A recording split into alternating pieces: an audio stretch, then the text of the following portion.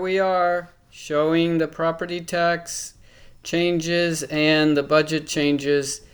New York City Mayor lays out NYC budget cuts. Every city agency, from libraries to schools and even the NYPD. And no surprise, he's blaming the cuts on the migrant crisis. Fox 5's Morgan McKay joins us now in studio with a closer look at which services are going to be cut. Morgan.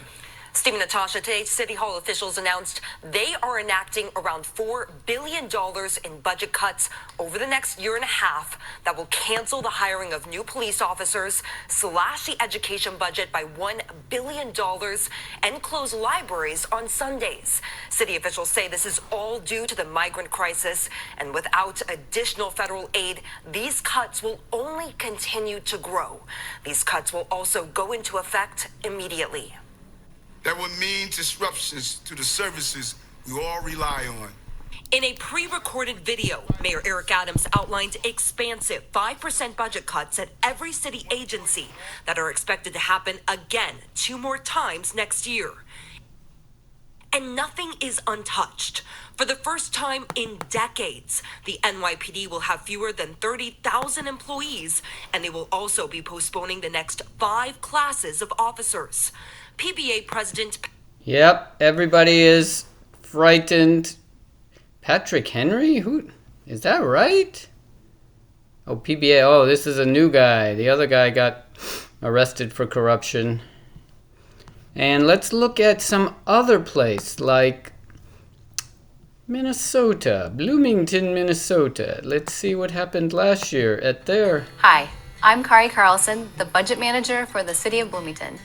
This week, Hennepin County mailed out the proposed 2022 property tax statements. This statement is also referred to as the annual Truth in Taxation Statement. I'm a Bloomington resident, and I received my statement in the mail this week. Included with the proposed property tax statement are some inserts with detailed information from the City of Bloomington and from Hennepin County.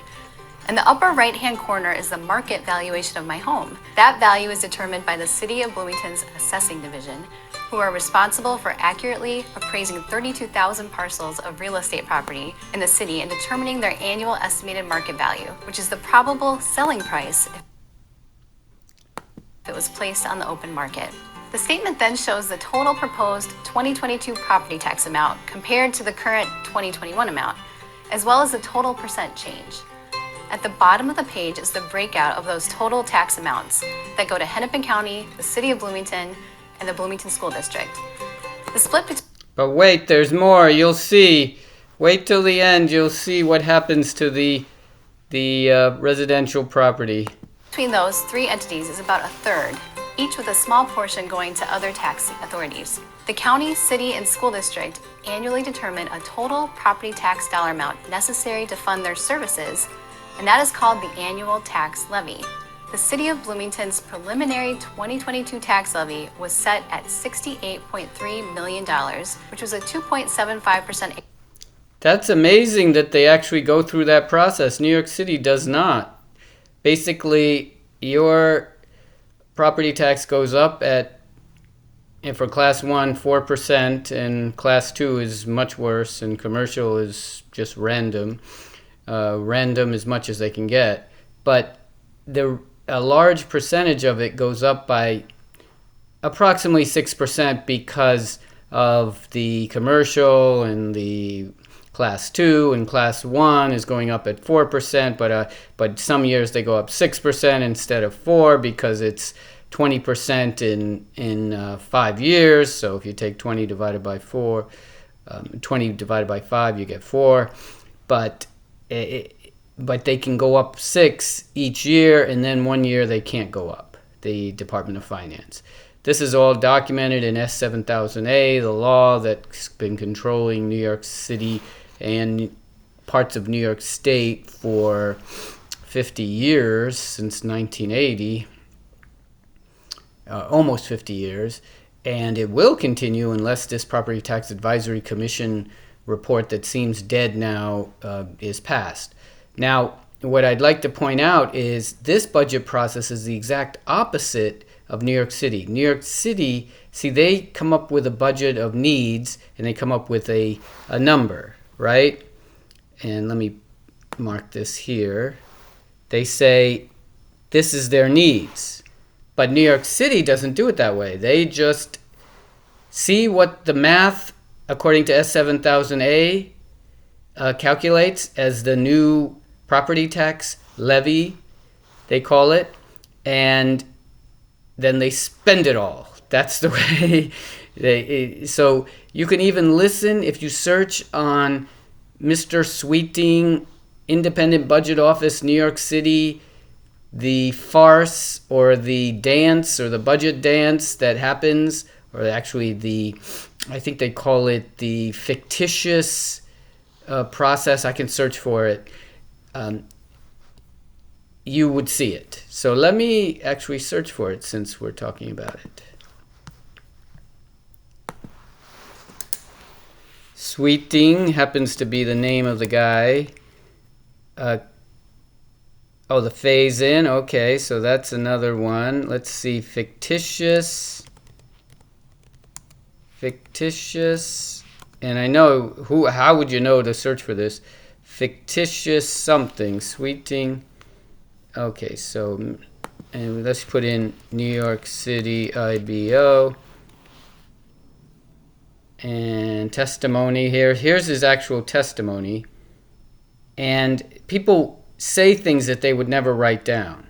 So let's look for YouTube, and I think it's under unofficial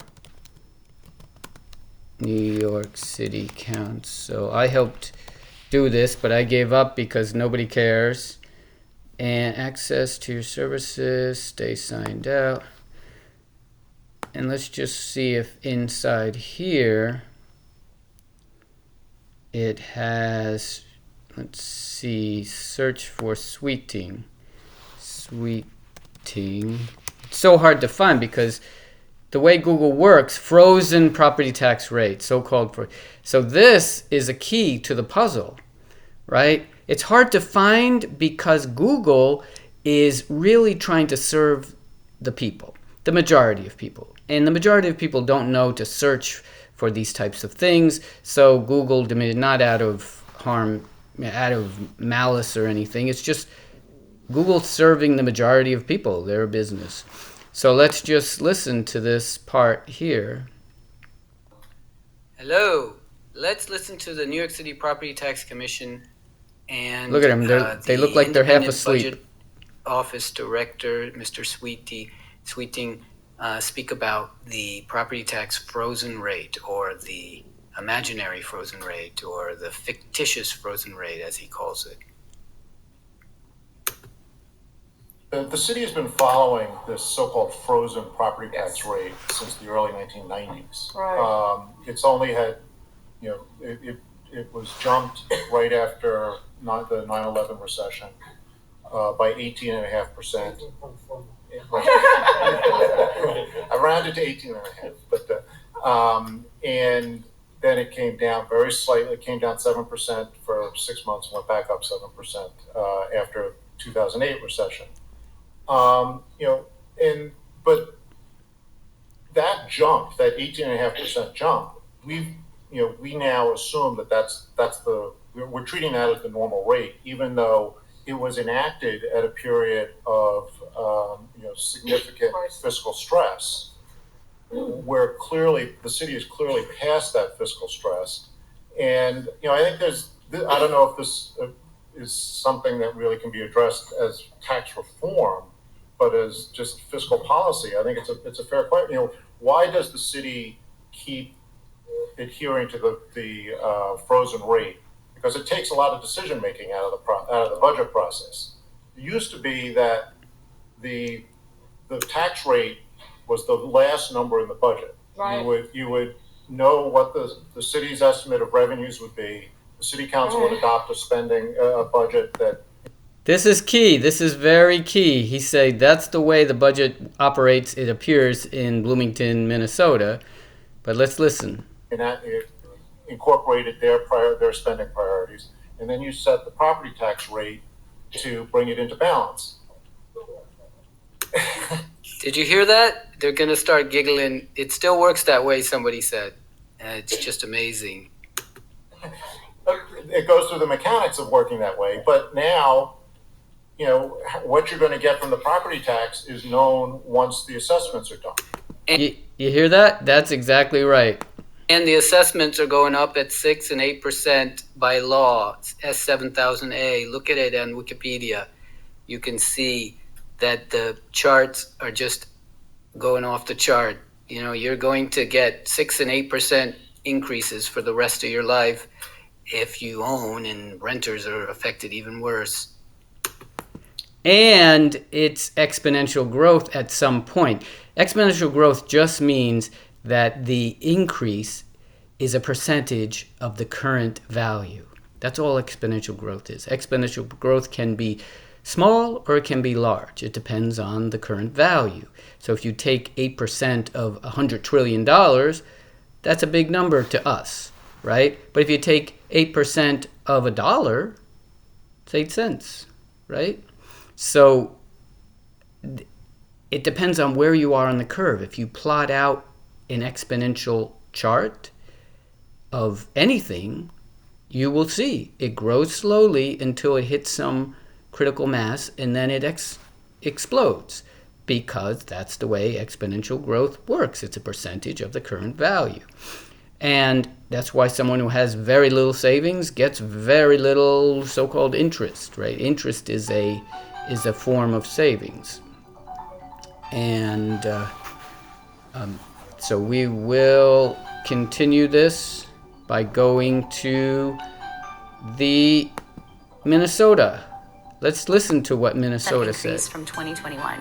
This chart shows how that amount is allocated among police, fire, public works, parks and recreation, community services, and debt service. $68.3 million equates to $101.28 per month in city property taxes for the median value home in Bloomington, with the majority of the taxes funding police, fire, and public works. For our house, the total proposed 2022 tax amount is an overall increase of a little over 8% from our Now listen to the explanation for this 8%, because remember, it was 3% increase in the budget. I believe around 3%, but let's hear, why did it go from 3 to 8? 2021 taxes. So why do I have a proposed 8.1% increase in my overall property taxes when Hennepin County's preliminary tax increase was only 3.5%? Good question. Very good question. This sounds like Skunk and Badger. Nice kitchen. The city of Bloomington only had an increase of 2.75%, and the school district only had an increase of 1.4%. The reason is that for 2022 property taxes, there has been an overall shift in the amount of taxes paid by residential properties, as the strong demand in the housing market has increased the values of many homes in Bloomington, while commercial properties saw a decline in the value due to the pandemic, mainly in the lodging and retail sector. Okay, there it is, Brooklyn. Actually, I think there is a Brooklyn, Minnesota too, but we're talking about Brooklyn, New York, New York City. You see what just happened there? They actually implemented the commercial property stopped paying, and they sucked it to the homeowner. So let's see what happens here. I think people should start communicating about this, because the future is always bright for home ownership, in my opinion, but we have to bond together. Otherwise, we're going to, as Benjamin Franklin said, hang separately. Peace out.